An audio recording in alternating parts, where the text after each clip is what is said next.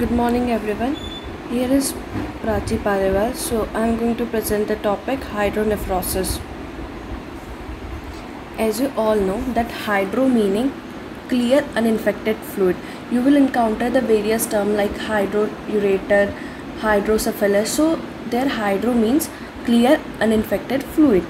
The definition of hydronephrosis is aseptic dilatation of the pelvico-calyceal system due to partial or intermittent obstruction to outflow of urine. The etiology of hydronephrosis may be unilateral or bilateral. There are various causes for unilateral hydronephrosis and bilateral hydronephrosis. The causes of unilateral hydronephrosis may be extramural, that is outside the wall, intramural within the wall, or intraluminal, that is within the lumen.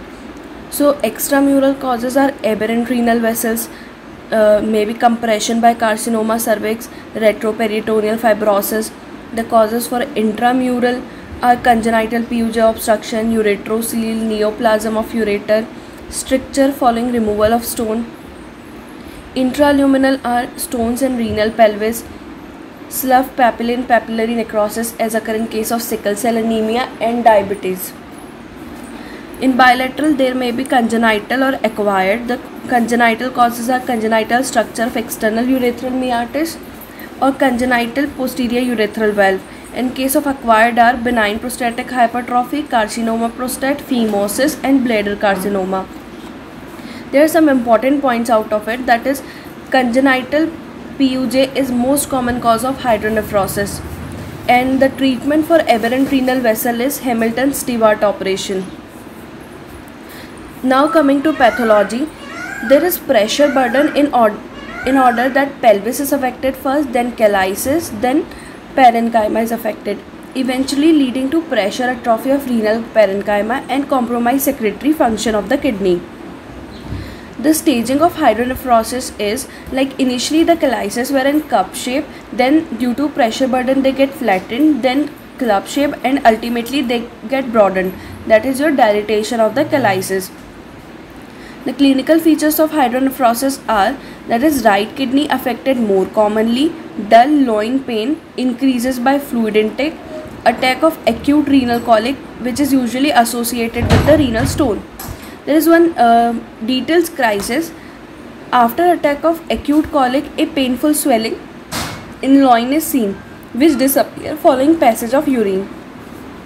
The investigation in case of hydronephrosis are renal function test, USG abdomen, which is an investigation of choice. In USG abdomen you will came across dilated renal pelvis and calyces, decreased thickness of renal parenchyma, even it may reach to less than 5 mm, compensatory hypertrophy of opposite kidney.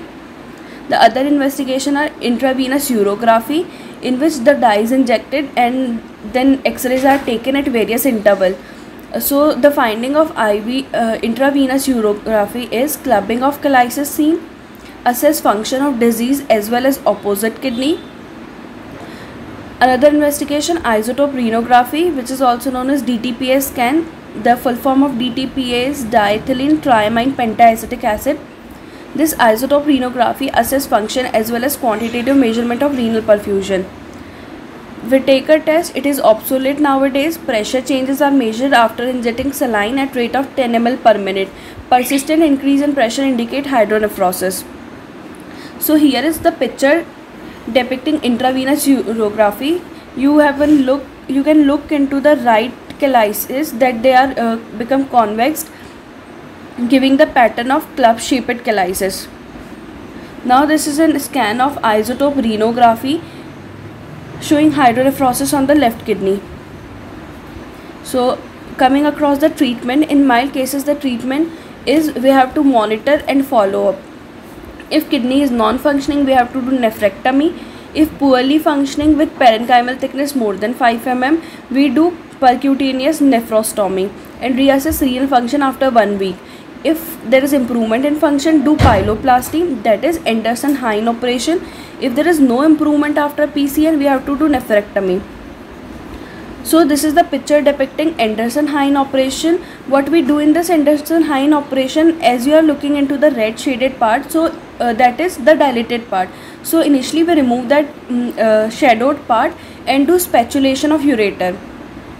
And after removing the affected part, we suture the pelvis and the ureter. So this is the Anderson-Hine operation and about hydronephrosis. Thank you.